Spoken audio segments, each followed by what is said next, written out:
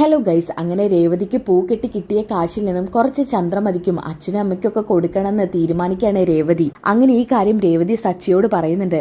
സച്ചിയേട്ടാ, ഞാൻ ഒരു കാര്യം പറഞ്ഞ സച്ചിയേട്ടൻ ദേഷ്യപ്പെടുവോ? എന്ത് കാര്യമാ? ദേഷ്യപ്പെടുന്ന കാര്യമാണെങ്കിലേ നീ പറയാതിരിക്കുന്നതായിരിക്കും നല്ലത്. സച്ചിയേട്ടാ, ദേഷ്യപ്പെടുവോ ഇല്ലേന്ന് പറ. ദേഷ്യപ്പെടില്ലെങ്കിൽ മാത്രമേ ഞാനത് പറയൂ, അല്ലെങ്കിൽ പിന്നെ ഞാനത് എന്റെ മനസ്സിൽ തന്നെ വെച്ചോളാം. രേവതി, നീ കാര്യം എന്താന്ന് വെച്ചാ പറ. നീ ഇങ്ങനെ വളച്ചൊടിച്ച് എന്തിനാ തിരിയുന്നത്? ചിലപ്പോ ഞാൻ പറയുന്നത് കേട്ടാ സച്ചേട്ടന് ദേഷ്യം വരും. അതുകൊണ്ടാ ഞാൻ ഇപ്പൊ തന്നെ പറഞ്ഞത്. ഓ, നീ മുൻകൂർ ജാമ്യം എടുത്തതാണ് അല്ലേ? ആ, അങ്ങനെ വേണമെങ്കിലും പറയാം. മതി രേവതി, നീ വളച്ചിട്ടില്ലാത്ത കാര്യം പറ. ദേ, എനിക്ക് ഓട്ടം കിട്ടിയിട്ടുണ്ട്, പെട്ടെന്ന് പോണം. അത് പിന്നെ സച്ചേട്ടാ, നമുക്കിപ്പോ കുറെ അധികം കാശ് കിട്ടിയില്ലേ, അതിൽ നിന്ന് കുറച്ച് അച്ഛനമ്മയ്ക്കൊക്കെ കൊടുത്താലോ? എങ്ങനെ? ഇപ്പൊ കിട്ടിയ കാശിൽ നിന്നോ? അതെ സച്ചിയേട്ടാ. അല്ല, നീ ഏത് അച്ഛനമ്മയ്ക്ക് കൊടുക്കുന്ന കാര്യം പറഞ്ഞത്? നിന്റെ അമ്മയ്ക്ക് കൊടുക്കുന്ന കാര്യം അവിടെ നിൽക്കട്ടെ, അത് നമുക്ക് കൊടുക്കാം. കാരണം അത് ഞാൻ മുൻകൂട്ടി ചിന്തിച്ചതാ, നിന്റെ അമ്മക്ക് കുറച്ച് കാശ് കൊടുക്കണമെന്ന്. പിന്നെ നിന്റെ അച്ഛനില്ല, ഇവിടുത്തെ അച്ഛന്റെ കാര്യമാണോ നീ പറഞ്ഞത്? പിന്നെ ഞാൻ വേറെ ഏത് അച്ഛനെ പറയാനാ? രേവതി, അച്ഛൻ ഇപ്പൊ കാശിന്റെ ആവശ്യമൊന്നുമില്ല. നീ ഇപ്പൊ കാശ് അച്ഛന് വെച്ച് നീട്ടിയാലും അച്ഛൻ അത് വാങ്ങിക്കാനും പോകുന്നില്ല. ആ കാശ് കൊണ്ട് നീ നിന്റെ ബിസിനസ് ഉയർത്താനേ അച്ഛൻ പറയൂ. അച്ഛൻ എന്തായാലും നീ അധ്വാനിച്ച കാശ് വാങ്ങില്ല, അതെനിക്ക് നന്നായിട്ട് ഉറപ്പുണ്ട്. എന്നാലും ഒന്ന് കൊടുത്തു നോക്കാല്ലേ സച്ചിയേട്ടാ? അച്ഛൻ ചിലപ്പോ വാങ്ങിയാലോ? എനിക്ക് 100% ഉറപ്പുണ്ട് അച്ഛൻ വാങ്ങത്തില്ലാന്ന്. പിന്നെ നിനക്ക് കൊടുക്കണമെന്ന് നിർബന്ധം ഉണ്ടെങ്കിൽ കൊടുക്കാം, അത്രേ ഉള്ളൂ. അപ്പൊ പിന്നെ കൂട്ടത്തിൽ അമ്മയ്ക്ക് കൊടുക്കാലേ? അത് കൊടുക്കാലോ. ഒരു കാര്യം ചെയ്യാം, നമുക്ക് അമ്മയെ കാണാൻ വേണ്ടി പോവാം, അപ്പൊ കൊടുക്കാം. സച്ചേട്ടാ, ഞാൻ പറഞ്ഞത് സച്ചേട്ടന് മനസ്സിലായി. വീണ്ടും വളച്ചൊടിക്കുക കാര്യങ്ങള്. എന്താ മനസ്സിലായിന്ന്? എന്റെ രേവതി, നീ ഒന്ന് തെളിയിച്ചു പറ. സച്ചേട്ടാ, ഞാൻ ഈ കാശ് സച്ചേട്ടൻ അമ്മയ്ക്ക് കൊടുക്കുന്ന കാര്യം പറഞ്ഞത്. എങ്ങനെ? ഒന്നുകൂടി പറഞ്ഞേ. കേട്ടില്ലെങ്കിൽ കേക്കണ്ട. പറ രേവതി. സച്ചേട്ടാ, ഈ കാശിൽ നിന്ന് കുറച്ച് സച്ചേട്ടൻ അമ്മയ്ക്ക് കൊടുക്കാന്ന്. അമ്മയിലെ ഇവിടുത്തെ ചെലവിന്റെ കാര്യങ്ങളൊക്കെ നോക്കുന്നത്. ദേ രേവതി, നീ എടുത്തു ചാടി ഓരോ പ്രശ്നങ്ങൾ ഉണ്ടാക്കരുത് വീണ്ടും. സച്ചേട്ടാ, ഇതിൽ നിന്ന് കുറച്ച് കാശ് അമ്മയ്ക്ക് കൊടുത്തെന്ന് കരുതിയിട്ട് നമ്മളോട് അമ്മയ്ക്ക് സ്നേഹേ കൂടത്തുള്ളൂ. എന്റെ രേവതി, നിനക്കിപ്പോഴും അവരെ മനസ്സിലായില്ലേ? നീ ഈ കാശുമായിട്ട് അവരുടെ അടുത്തേക്ക് ചെന്നു കഴിഞ്ഞാലേ അത് വാങ്ങി അവർ നിന്റെ മുഖത്തോട്ട് വലിച്ചെറിയും. അത്തരത്തിലൊരു സ്വഭാവക്കാരവര്. അങ്ങനെയൊന്നുമില്ല സച്ചേട്ടാ. നമ്മൾ അധ്വാനിച്ചതിന് ഒരു പങ്ക് അച്ഛനമ്മയ്ക്ക് കൊടുക്കുന്നുണ്ടെന്ന് കരുതിയിട്ട് അതിലൊരു തെറ്റുമില്ല. ഇനിയിപ്പൊ അമ്മയ്ക്ക് അത് ഇഷ്ടപ്പെട്ടില്ലെങ്കിൽ വേണ്ട, എന്നാലും ഒന്ന് കൊടുത്തു നോക്കാം. രേവതി, ഞാൻ പറയാനുള്ളത് പറഞ്ഞു. അമ്മ ഇപ്പൊ നിന്റെ കാശൊന്നും വാങ്ങിക്കാൻ പോകുന്നില്ല.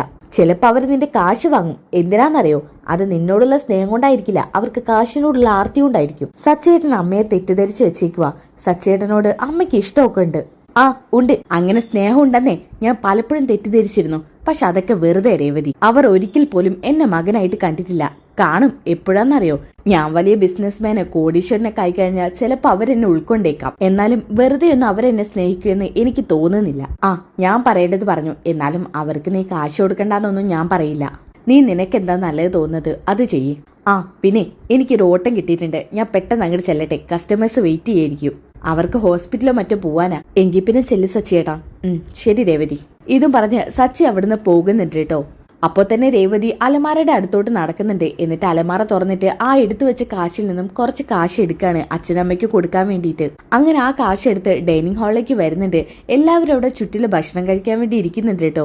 അപ്പൊ രവി പറയുന്നുണ്ട്, മോളെ രേവതി, മോളൊന്നും കഴിച്ചില്ലല്ലോ, മോൾ ഇവിടെ ഇരുന്നേ. അപ്പൊ ചന്ദ്രമതി പറയുന്നുണ്ട്, നിങ്ങൾ എന്താ ഈ പറയുന്നത്? ആകെപ്പാടെ ഇനി ഒരു ചെയർ മാത്രമേ ബാക്കിയുള്ളൂ. അവൾ അതി വന്ന് ഇരുന്ന് കഴിഞ്ഞാ പിന്നെ ഞാൻ ആകാശത്ത് പോയിരുന്ന് കഴിക്കും. എടാ ശ്രീകാന്ത്, ചിരിച്ചു കൊടുക്കടാ. സുധി, ചിരിക്കടാ. അച്ഛന്റെ വാക്കും കേട്ട് അവരൊക്കെ കാര്യമില്ലാതെ ചിരിക്കുന്നത് കണ്ടിട്ട് നമ്മുടെ ചന്ദ്രമതിക്ക് ആകെ കൂടെ അങ്ങ് ദേഷ്യം വരാണ്. നിങ്ങൾ എന്തിനാ ചിരിക്കുന്നത്? പിന്നെ നിന്റെ ഈ പൊട്ട തമാശ കേട്ടാ ഞങ്ങൾ എന്താ കരയണോ? ഞാനിപ്പോ അതിന് മാത്രം ഇവിടെ എന്താ പറഞ്ഞത്? ഇനിയാണെങ്കിൽ ഒരു ചെയർ മാത്രമേ ബാക്കിയുള്ളൂ. ആ ചെയറിൽ ഞാനല്ലേ സാധാരണ ഇരിക്കാറ്. ഇവളും സച്ചിയും എല്ലാരും പോയി കഴിഞ്ഞതിന് ശേഷമാണല്ലോ കഴിക്കാറ്. ഇന്നെന്താ ഒരു പതിവില്ലായ്മ? ഇത് കേട്ടപ്പോ വർഷ പറയുന്നുണ്ട്, ആന്റി, അങ്കിള് വിളിച്ചിട്ടല്ലേ ചേച്ചി ഇങ്ങോട്ട് വന്നത്, അല്ലാതെ ആന്റിയുടെ സീറ്റ് കയറി ഇരിക്കാനൊന്നും ചേച്ചി കരുതിയിട്ടില്ല. ചേച്ചി ഒരു കാര്യം ചെയ്യും, എല്ലാ ദിവസവും എല്ലാരും പോയി കഴിഞ്ഞതിന് ശേഷമല്ലേ കഴിക്കാറ്. ചേച്ചി ഇവിടെ വന്ന് എന്റെ ചെയറിൽ വന്നിരിക്കെ, ഞാനേ അവിടെ പോയിട്ട് ഒരു ചെയർ എടുത്തോണ്ട് വരാം. നമുക്കിവിടെ അഡ്ജസ്റ്റ് ചെയ്തിരിക്കാം. അത്യാവശ്യ സ്ഥലമൊക്കെ ഉണ്ടല്ലോ. മോളെ വർഷേ, നീ ഇതെന്ത് ഈ പറയുന്നത്? അങ്ങനെ തിങ്ങിയിരുന്നാലേ മര്യാദയ്ക്ക് ഭക്ഷണം കഴിക്കാൻ കഴിയില്ല. എന്താ ആന്റി ഈ പറയുന്നത്? എല്ലാവരും ഒരുമിച്ചിരുന്ന് ഭക്ഷണം കഴിക്കുന്ന സുഖം ഇങ്ങനെ ഇരുന്ന കിട്ടത്തില്ല. ഇനി മുതൽ സച്ചിയേട്ടനും രേവതി ചേച്ചിയും ഇവിടെ ഒരുമിച്ച് നമ്മുടെ കൂടെ കഴിക്കാനുണ്ടാവണം. അല്ലേ ശ്രീകാന്തേ? അതെ, എനിക്കത് ആഗ്രഹം. അപ്പൊ ശ്രുതി പറയുന്നുണ്ട്, വർഷേ, നീ കാര്യം അറിയാതെ ഓരോന്നും പറയല്ലേ. എല്ലാവരും കൂടി തിങ്ങി നിറഞ്ഞിരുന്ന എല്ലാവർക്കും കഴിക്കാൻ ബുദ്ധിമുട്ടായിരിക്കും. അവർ പിന്നീട് കഴിക്കുന്നത് കൊണ്ട് നിനക്ക് പ്രത്യേകിച്ച് ബുദ്ധിമുട്ടൊന്നും ഇല്ലല്ലോ. അല്ലേനും ശ്രുതിയേട്ടത്തി സ്വന്തം കാര്യം നോക്കുന്ന ആളാ. അപ്പൊ പിന്നെ ഇങ്ങനെയൊന്നും പറഞ്ഞില്ലെങ്കിൽ അത്ഭുതമുള്ളൂ. ഇത് കേട്ടപ്പോ ശ്രുതിക്ക് ദേഷ്യം വരുന്നുണ്ട്. ശ്രുതിയോട് പറയുന്നുണ്ട്, ദേ അവള് പറഞ്ഞു നോക്കി, അവളെന്നെ എല്ലാവരുടെ മുന്നിൽ വെച്ച് കൊച്ചാക്കി. അപ്പൊ ശ്രുതി പറയുന്നുണ്ട്, നീ വിഷമിക്കേണ്ട ശ്രുതി, അത് ഞാൻ ചോദിക്കാം. പക്ഷേ നിനക്കിപ്പോ മര്യാദയ്ക്ക് ഇരുന്ന് കഴിക്കാൻ പറ്റുന്നില്ലേ? അതുകൊണ്ട് മര്യാദയ്ക്ക് ഭക്ഷണം കഴിച്ച് എഴുന്നേറ്റ് പോവാൻ നോക്ക്. ശ്രുതിയേട്ടാ, 3 നേരം വെട്ടി വിഴുങ്ങി തിന്നാൻ മാത്രം പോരാ. രേവതി ചേച്ചിയാ നമുക്ക് 3 നേരത്തെ ഭക്ഷണം ഉണ്ടാക്കി തരുന്നത്. ആ ഒരു റെസ്പെക്ട് എങ്കിലും അവർക്ക് കൊടുക്കാൻ പഠിക്കണം. നമ്മൾ എല്ലാ നേരവും ടേബിളിന് ചുറ്റിൽ ഇരുന്നിട്ട് വെട്ടി വിഴുങ്ങി കഴിച്ചാൽ മാത്രം പോരാലോ. എന്നിട്ട് അതിനോടൊരു നല്ല വാക്ക് ആരെങ്കിലും പറയുന്നുണ്ടോ? ഞാനും ശ്രീകാന്തും എന്നും പറയാറുണ്ട്, നിങ്ങളൊക്കെ കഴിച്ചു പോവാന്നല്ലാതെ ഒന്നും പറയാറില്ല. അപ്പൊ രവി പറയുന്നുണ്ട്, കിട്ടിയല്ലോ സുധി, ആവശ്യത്തിന് കിട്ടിയില്ലേ? നീയല്ലേ ചോറിലേക്ക് അധികം കറികളൊന്നും ഇല്ലെന്ന് പറഞ്ഞത്. തൽക്കാലം ഇപ്പൊ കുറെ കിട്ടിയല്ലോ, അത് വെച്ച് കഴിക്കാൻ നോക്ക്. അച്ഛാ മിണ്ടാടിരിയടാ, ആവശ്യമില്ലാതെ അവന് ഓരോ വർത്തമാനം പറഞ്ഞോളൂ. മോളിങ് വന്നേ, അച്ഛന്റെ ചെയറിലിരിക്കി. അയ്യോ വേണ്ട അച്ഛാ, ഞാൻ വേറൊരു കാര്യത്തിന് വന്നതാ, അത് തന്നിട്ട് ഞാനങ്ങ് പൊയ്ക്കോളാം. അതൊന്നും പറഞ്ഞാൽ പറ്റത്തില്ല. മോൾ ഇന്ന് ഞങ്ങളുടെ കൂടെ ഇരുന്ന് ഭക്ഷണം കഴിക്കണം. അതിന് അച്ഛന്റെ ചെയർ എനിക്ക് തരണമെന്നില്ല, ഞാൻ കിച്ചണിലിരുന്ന് കഴിച്ചോളാം അച്ഛാ. അതൊന്നും പറഞ്ഞാൽ പറ്റത്തില്ല, മോൾ ഇങ്ങോട്ട് ഇരുന്നേ. ആ സമയത്ത് വർഷ പറയുന്നുണ്ട്, രേവതി ചേച്ചിയുടെ കയ്യിലെന്താ? അത് പിന്നെ വർഷേ. അപ്പൊ ശ്രുതി പറയുന്നുണ്ട്, രേവതിയുടെ കയ്യിൽ കാശോ? ഇത് ഒരുപാടുണ്ടല്ലേ ഏട്ടത്തി? അത് പിന്നെ വർഷേ, ഈ കാശ് ഞാൻ ഇവിടെ തരാൻ വേണ്ടി വന്നതാ. ഇത് കേട്ടപ്പോ തന്നെ ചന്ദ്രയ്ക്ക് ആകെ കൂടെ അങ്ങ് സന്തോഷാവട്ടെ. എന്തിനാ മോളെ കാശൊക്കെ? ഇത് മോളുടെ കയ്യിൽ തന്നെ വെക്ക്. മോളുടെ പൂക്കച്ചവടം കുറച്ചും കൂടി നല്ല രീതിയിലെത്തണം. അതിന് ഈ കാശ് ഉപകാരപ്പെടും. അതിങ്ങനെ മറ്റുള്ളവർക്ക് കൊടുത്ത് തീർക്കണമെന്നില്ല. എന്നാലും അച്ഛ, ഇതെന്റെ ഒരു സന്തോഷാ. ഇത് അച്ഛൻ പിടിക്കും. മോളെ, ഇത് ഞാൻ ഒരിക്കലും വാങ്ങിക്കില്ല. കാരണം ഇതെനിക്ക് അർഹതപ്പെട്ടതല്ല. അത്യാവശ്യത്തിന് കാശ് അച്ഛൻ്റെ കയ്യിലുണ്ട്. വേണമെങ്കിൽ മോളോട് അച്ഛൻ ചോദിച്ചോളാം. ആ സമയത്ത് ചന്ദ്ര മനസ്സിൽ കരുതുന്നുണ്ട്, ഷെടാ, ഒരു 500 രൂപ കിട്ടിയ വലിയ കാര്യം എന്ന് വിചാരിച്ചിരിക്കുമായിരുന്നു. കൈ വന്ന ഭാഗ്യം ഇദ്ദേഹം തട്ടി തെറിപ്പിക്കുമെന്നാ തോന്നുന്നത്. അതൊക്കെ ഞാൻ തരണ്ടേ, എന്നാൽ ഇത് അച്ഛൻ പിടിക്ക്. വേണ്ട മോളെ, ഇതെനിക്ക് അർഹതപ്പെട്ടതല്ല. അതുകൊണ്ട് ആവശ്യമുള്ള സമയത്ത് അച്ഛൻ മോളോട് ചോദിച്ചോളാം. അപ്പൊ പിന്നെ രേവതി അടുത്ത കാശ് ചന്ദ്രയ്ക്ക് വെച്ച് നീട്ടുന്നുണ്ട്. അമ്മേ ദാ. അത് കണ്ടപ്പോ തന്നെ ചന്ദ്ര ദേഷ്യം പിടിക്കുന്നുണ്ട്. എന്തിനാടി എനിക്ക് നിന്റെ നക്കാപ്പിച്ച കാശ്? അവളുടെ ഒരു പൂക്കടന്ന് കിട്ടുന്ന നക്കാപ്പിച്ച കാശ്. ചന്ദ്രേ, നിനക്ക് വേണമെങ്കിൽ വാങ്ങി, ഇല്ലെങ്കിൽ മോളത് കൊണ്ടുപോയിക്കോളൂ. അതൊന്നും കൊണ്ടുപോകേണ്ട ആവശ്യമില്ല, ആദ്യമായിട്ട് കൊണ്ടുവരല്ലേ, തൽക്കാലം ഇങ്ങ് തന്നേക്ക്. ദേ, ഇനി ഇതുപോലെ നക്കാപ്പിച്ചുമായിട്ട് എന്റെ അടുത്തോട്ട് വന്നേക്കരുത്. ഇതും പറഞ്ഞ് ചന്ദ്രമതി ആ പണം വാങ്ങുന്നുണ്ട്. അപ്പൊ തന്നെ രവി പറയുന്നുണ്ട്, ചന്ദ്രേ അതൊന്ന് നോക്കട്ടെ എത്രയുണ്ടെന്നേ. അത് പിന്നെ ഞാൻ എണ്ണി തരാം രവിയേട്ടാ. അത് വേണ്ട, ഞാൻ എണ്ണട്ടെ. ഇതും പറഞ്ഞ് ആ കാശ് വാങ്ങുന്നുണ്ട് കേട്ടോ. എന്നിട്ടിങ്ങനെ ഓരോന്നെടുത്ത് എണ്ണി നോക്കുന്നുണ്ട്. ആഹാ, ഇതൊരു 10-20,000 വരുമല്ലോ മോളെ. 20,000 രൂപയുണ്ട് അച്ഛാ. അത് കേട്ടപ്പോൾ ചന്ദ്രമതിയുടെ കണ്ണ് തള്ളുന്നുണ്ട്. ചന്ദ്രമതിയുടെ മാത്രമല്ല, ശ്രുതിയുടെയും ശ്രുതിയുടെയും ഒക്കെ കണ്ണ് തള്ളാൻ കേട്ടോ. അപ്പൊ ശ്രുതി പറയുന്നുണ്ട്, ദേ, അമ്മയ്ക്ക് കൊടുത്ത കാശിൽ നിന്നും കുറച്ച് എങ്ങനെയെങ്കിലും അടിച്ചു മാറ്റണം ശ്രുതി. ഇത് കേട്ടിട്ട് ശ്രുതിക്കാകെ ദേഷ്യം വരാണ്. ഓഹ്, കാശെന്ന് പറഞ്ഞ് മലന്നടിച്ച് വീണോളൂ. ഛേ. അപ്പൊ രവി പറയുന്നുണ്ട്, എങ്കിൽ പിന്നെ ഇത് നിനക്ക് അർഹതപ്പെട്ടതല്ല, ഇത് മോളുടെ കയ്യിൽ തന്നെ ഇരിക്കട്ടെ. നിനക്ക് ആവശ്യത്തിനുള്ള കാശ് ഞാൻ തരുന്നുണ്ടല്ലോ. മോളെ, ഇത് മോളുടെ ഉപകാരത്തിന് എടുത്തോ. ഇവക്ക് ഈ കാശൊന്നും വേണ്ട. 20,000 കൊടുത്തിട്ടും നക്കാപ്പിച്ചയാണെന്നല്ല അവള് പറഞ്ഞത്. അവക്കപ്പ ആ കാശ് അർഹതപ്പെട്ടതല്ല. ഇത് മോള് തന്നെ വെക്ക്. പിന്നെ മോളുടെ വീട്ടിൽ പോകുമ്പോൾ മോളുടെ അമ്മയ്ക്ക് എന്തെങ്കിലും കൊടുക്കാൻ മറക്കരുത്. ഞങ്ങൾക്കിപ്പോൾ അതിൻ്റെ ആവശ്യമില്ല. അതുകൊണ്ട് മോളിത് തൽക്കാലം ഉപയോഗിക്കുക. രവിയേട്ട, അവൾ ആദ്യമായിട്ട് എനിക്ക് കൊണ്ടുതന്നതല്ലേ, അതുകൊണ്ട് ആ കാശ് ഞാൻ വാങ്ങിയേക്കാം. അയ്യോ, അങ്ങനെ നക്കാപ്പിച്ച വാങ്ങിയ ബുദ്ധിമുട്ടണമെന്നില്ല. മോൾക്ക് ആ 20,000 കൊണ്ട് ഒരുപാട് കാര്യങ്ങൾ ചെയ്യാനുണ്ട്. തൽക്കാലം നീ ഇപ്പൊ കഷ്ടപ്പെട്ട് നക്കാപ്പിച്ച വാങ്ങണ്ട. എന്നാ ഇതൊക്കെ കേട്ടിട്ട് എല്ലാവരും ചിരിക്കാണ് കേട്ടോ. അപ്പൊ രേവതി പറയുന്നുണ്ട്, അച്ഛാ, അമ്മയ്ക്ക് എന്തോ ആവശ്യമുണ്ടെന്നാ തോന്നുന്നത്, അതുകൊണ്ട് ഞാനിത് കൊടുക്കാം. മോളെ രേവതി, ഞാൻ പറഞ്ഞത് കേട്ടല്ലോ.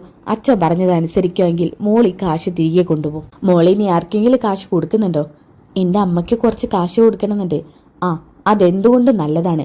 ആ സമയത്ത് ചന്ദ്ര പറയുന്നുണ്ട്, അതെ, കെട്ടിച്ച് വിട്ട് കഴിഞ്ഞാൽ പിന്നെ അവനവൻ്റെ വീട്ടുകാർക്കല്ല ഉപകാരം ഉണ്ടാവേണ്ടത്, ഭർത്താവിൻ്റെ വീട്ടുകാർക്ക് ഉപകാരം ഉണ്ടാവേണ്ടത്. ചന്ദ്രേ, അപ്പം നിനക്കല്ലേ 20,000 മോള് വെച്ച് കിട്ടിയത്? നീയല്ലേ പിച്ചക്കാശാണെന്നും പറഞ്ഞ് വാങ്ങാതിരുന്നത്? 20,000-ൻ്റെ ഒക്കെ വില നിനക്ക് നന്നായിട്ടറിയാം. ഒരു 100 രൂപ കിട്ടിയാൽ നിനക്കിപ്പോൾ വലിയ ഉപകാരമാണെന്ന് കരുതിയിരിക്കുക നീ. ആ സമയത്ത് 20,000 തന്നിട്ട് നക്കാപ്പിച്ചെന്ന് പറഞ്ഞ് നീ വലിച്ചെറിഞ്ഞത് മോളുടെ കാശ്. അതുകൊണ്ട് നീ അത് ബുദ്ധിമുട്ടി എടുക്കണമെന്നില്ല. മോളത് കൊണ്ടുപോക്കോ. അങ്ങനെ രേവതി ആകാശം മടക്കി കൊണ്ടുപോകുന്നുണ്ട് കേട്ടോ. ആ സമയത്ത് ശ്രുതി മനസ്സിൽ കരുതുന്നുണ്ട്, അയ്യോ, അവക്കൊരു പൂക്കച്ചവടം കിട്ടിയെന്ന് കരുതിയിട്ട് ഇത്രയൊക്കെ കാശ് അവളുടെ കയ്യിൽ വരുമോ? 20,000 രൂപയൊക്കെ ഒരാൾക്ക് കൊടുക്കാനോ? അപ്പോൾ അച്ഛനും അമ്മയ്ക്കും 40,000 രൂപ, അവളുടെ അമ്മയ്ക്കും കൂടി കൂട്ടി 60,000 രൂപയോ? അവളുടെ അമ്മയ്ക്ക് ചിലപ്പോൾ 10 കൂടി കൂട്ടിക്കൊടുക്കാൻ മതിയായിരിക്കും. എങ്ങനെ പോയാലും അത്യാവശ്യം കാശ് അവളുടെ കയ്യിലുണ്ട്. ചില്ലറക്കാരിയൊന്നല്ല അവള്. ഈ പൂക്കച്ചവടത്തിൽ അവൾ എങ്ങനെയെങ്കിലും ഒന്ന് കരകയറും. ആ പൂക്കച്ചവടം എങ്ങനെയെങ്കിലും ഒന്ന് തകർന്നാൽ മതിയേനെ. അങ്ങനെ എന്തായാലും ശ്രീകാന്ത് വർഷം അവിടുന്ന് പോകുന്നുണ്ട് കേട്ടോ. ആ സമയത്ത് ചന്ദ്രമതി പറയുന്നുണ്ട്, മോളെ ശ്രുതി കണ്ടില്ലേ അവർ ചെയ്തു കൂട്ടുന്നതൊക്കെ. അവക്ക് പൂത്ത കാശ ഇപ്പൊ അവളുടെ കയ്യിൽ വരുന്നത്. 20,000 ഇപ്പൊ എണ്ണി എന്റെ കയ്യിലോട്ട് വെച്ച് തന്നത്. വല്ല നക്കാപ്പിച്ചാണെന്ന് കരുതി ഞാൻ അത് വെറുതെ വേണ്ടാന്ന് വെച്ചു. ഛേ, അത് പിന്നെ ആന്റി, ഇതൊക്കെ ഇപ്പൊ കിട്ടുന്നതേ ഉണ്ടാവുള്ളൂ. ഇങ്ങനെയുള്ള വലിയ ഓർഡറുകൾ ഇനി അവക്ക് കിട്ടില്ലല്ലോ. ആര് പറഞ്ഞു? പൂക്കച്ചവടത്തിനൊക്കെ നല്ല മാർക്കറ്റാ. ഇവര് പൂവെത്തിച്ചു കൊടുത്തോണ്ട് തന്നെ ആ പാർട്ടിയെ ഇവക്ക് ചിലപ്പോൾ വലിയ വലിയ ഓർഡറുകളൊക്കെ കൊടുത്തേക്കാം. അവര് മാത്രോ ഇതറിഞ്ഞു വരുന്നവരൊക്കെ ഇവൾക്ക് ഓർഡർ കൊടുക്കും. പിന്നെ ഇവൾ ആരായി? നമ്മളെക്കാളൊക്കെ ഏറ്റവും മുകളിലായി ഇവളുടെ സ്ഥാനം. അപ്പൊ പിന്നെ ഞാൻ അവളുടെ കാല് പിടിക്കേണ്ടി വരും മോളെ. ദേ, നിന്നോട് എത്ര തവണയായി പറയുന്നു നിന്റെ അച്ഛനോട് കുറച്ച് കാശ് അയച്ചു തരാൻ പറയാൻ, ഇവനൊരു ബിസിനസ് തുടങ്ങാൻ. എന്നാലേ ഒന്നും ഇതുവരെ നടക്കുന്നില്ല. എന്താ നിന്റെ അച്ഛൻ ഇങ്ങനെ ശ്രുതി? നിന്റെ അച്ഛന്റെ മരുമകൻ വളരണമെന്നൊന്നും അയാൾക്കില്ലേ? അമ്മേ, അത് ഇനിയൊന്നും പറയണ്ട. ദേ, ഇന്ന് തന്നെ നിന്റെ അച്ഛൻ എനിക്ക് വിളിച്ചു തരണം. ഞാൻ സംസാരിച്ചോളുണ്ട്. നിന്റെ കയ്യിൽ നിന്നേ അധികം ഒന്നും ഞങ്ങൾ വാങ്ങിച്ചിട്ടില്ലല്ലോ. ശ്രീധനായിട്ടോ പൊന്നും പണവും ഒന്നും വാങ്ങിച്ചിട്ടില്ല. അങ്ങനെ നിന്റെ അച്ഛൻ മുങ്ങി നടക്കുമൊന്നും വേണ്ട. കുറച്ച് കാശ് എത്രയും പെട്ടെന്ന് കിട്ടിയേ പറ്റൂ. ഒന്നെങ്കിൽ എൻ്റെ മോൻക്ക് ആ ജോലിക്ക് കയറണം, അല്ലെങ്കിൽ അവന് നല്ലൊരു ബിസിനസ്സും തുടങ്ങി ഈ നാട്ടിൽ അങ്ങ് സെറ്റിൽ ആവണം. അതിനുവേണ്ടി കാര്യങ്ങളൊക്കെ നിന്റെ അച്ഛനാ ചെയ്തു കൊടുക്കേണ്ടത്. കേട്ടോ പറഞ്ഞത്? ഇനി ശ്രുതി അച്ഛനെ വിളിച്ച് പെട്ടെന്ന് കാര്യം പറയാൻ നോക്ക്. ഇതും പറഞ്ഞ് ചന്ദ്രമതി അവിടുന്ന് ദേഷ്യം പിടിച്ച് പോകുന്നുണ്ട്. അപ്പൊ ശ്രുതി പറയുന്നുണ്ട്, ശ്രുതി പെട്ടെന്നാവട്ടെ, നമുക്ക് എത്രയും പെട്ടെന്ന് കിട്ടിയേ പറ്റൂ. കാശ് കിട്ടിയാൽ പെട്ടെന്ന് ബിസിനസ്സും തുടങ്ങാം. ഓ, അമ്മയും മോനും എന്നെ തലയ്ക്ക് പ്രാന്ത് പിടിപ്പിക്കും. ഓക്കെ, ഇനി എന്തായാലും കിഡിലൻ ട്വിസ്റ്റുകൾ നടന്ന എപ്പിസോഡുകളാണ് വരാനിരിക്കുന്നത്. അപ്പോൾ എപ്പിസോഡുകൾക്ക് വേണ്ടി ചാനൽ സബ്സ്ക്രൈബ് ചെയ്യുക, വീഡിയോക്ക് ലൈക്ക് ചെയ്യുക, നെക്സ്റ്റ് എപ്പിസോഡ് ഒന്ന് കമൻറ്റ് ചെയ്യുക. അപ്പോൾ അടുത്ത വീഡിയോയിൽ കാണുന്നവരേക്കും എല്ലാവർക്കും ബൈ ഗായ്സ്.